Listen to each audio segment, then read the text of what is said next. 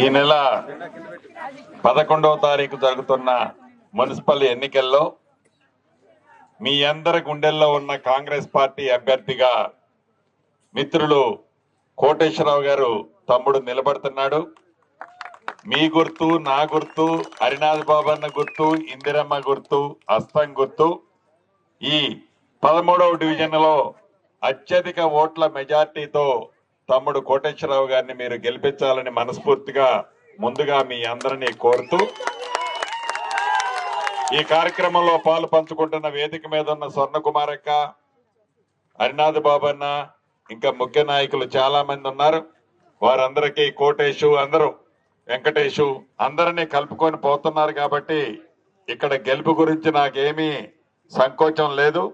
అద్భుతమైన మెజార్టీతో మీ దీవెనలతో కోటేశ్వరరావు తమ్ముడు గెలవబోతున్నాడు.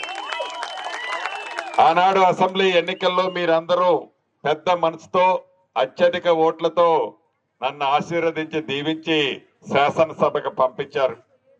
తెలంగాణ రాష్ట్రంలో గౌరవ ముఖ్యమంత్రి రేవంత్ రెడ్డి గారి నాయకత్వంలోని మన ప్రభుత్వంలో మంచి శాఖలకి మంత్రి అయ్యాను. వచ్చేటప్పుడు చూశాను, చాలా ఇళ్ళు, ఇందిరమ్మ ఇళ్ళు మనం కట్టినవి కనిపిస్తుంటే నాకు చాలా ఆనందం అనిపించింది. ఆనాడు 10 సంవత్సరాల్లో పేదోడి కష్టం పట్టించుకొని ఆ ప్రభుత్వం, ఇళ్లు కట్టిన ప్రభుత్వం, తగిన బుద్ధి చెప్పి ప్రజా ప్రభుత్వాన్ని తెచ్చుకున్నాం. ఇందిరమ్మ ఇళ్ల విషయంలో మొదటి విడత 4.5 లక్షల ఇళ్లు ఇచ్చాం. అందుట్లో మన ఎదుర్లాపురం మున్సిపాలిటీకి 587 ఇళ్లు ఇచ్చాం. రెండో విడత రేపు ఏప్రిల్ నెలలో ఇస్తున్నా, మూడో విడత ఇస్తా, 4వ విడత ఇస్తా.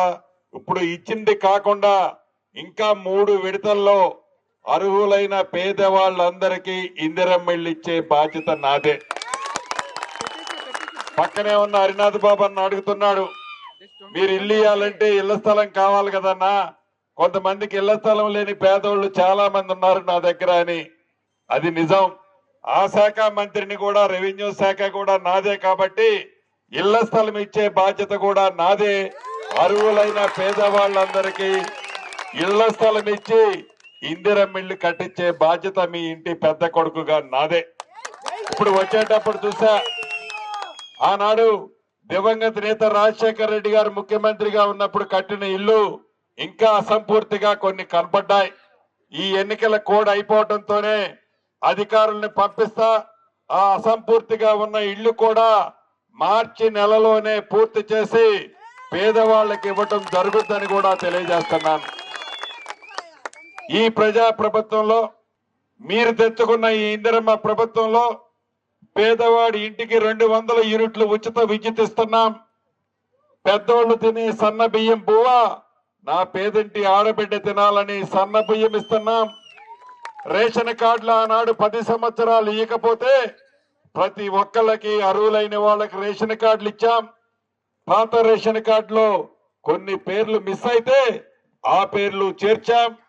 ఆడబిడ్డ ఎంత దూరం ప్రయాణం చేసినా ఆర్టీసీ బస్సులో ఉచిత ప్రయాణ సౌకర్యం కల్పించాం. రైతు రుణమాఫీ ద్వారా 2 లక్షల రూపాయలు రుణమాఫీ చేశాం. ఇవే కాకుండా ఇందాక చెప్పిన ఇందిరమ్మ ఇళ్ళు కార్యక్రమాన్ని కూడా ఈనాడు వడివడిగా చేపడుతున్నాం. ఇప్పుడు ఈ ఫేజ్ 2లో కొన్ని సిమెంట్ రోడ్లు ఇప్పటికే వేసుకున్నాం. ఇంకా కొన్ని సిమెంట్ రోడ్లు, డ్రైన్లు కట్టాల్సిన అవసరం ఉంది. ఈ మెయిన్ రోడ్డు కూడా పని మొదలైంది. సుమారు ఇప్పటి వరకు ఈ ఫేజ్ 2కు సంబంధించి ఈ డివిజన్ లో 15 కోట్ల రూపాయలు ఖర్చు పెట్టాం. భవిష్యత్తులో మిగిలిన సిమెంట్ రోడ్లు, డ్రైన్లు పూర్తి చేసే బాధ్యత నాదే. మీ ఇంటి పెద్ద కొడుకుగా ప్రతి కార్యక్రమాన్ని, డ్రైన్లు కానీ, రోడ్లు కానీ, ఇళ్ల స్థలాలు కానీ, ఇళ్లు కానీ ఇచ్చే బాధ్యత నాదేనని మరొక్కసారి మీకు తెలియజేస్తూ, ఆనాడు నన్ను ఎలా అయితే దీవించి ఆశీర్వదించారో ఇప్పుడు మిత్రుడు తమ్ముడు కోటేశ్వరరావును కూడా అంతకంటే అత్యధిక ఓట్ల మెజార్టీతో దీవించాలని కోరుతున్నాను. ఇక రంగురంగుల కండవలతో జనం వస్తారు.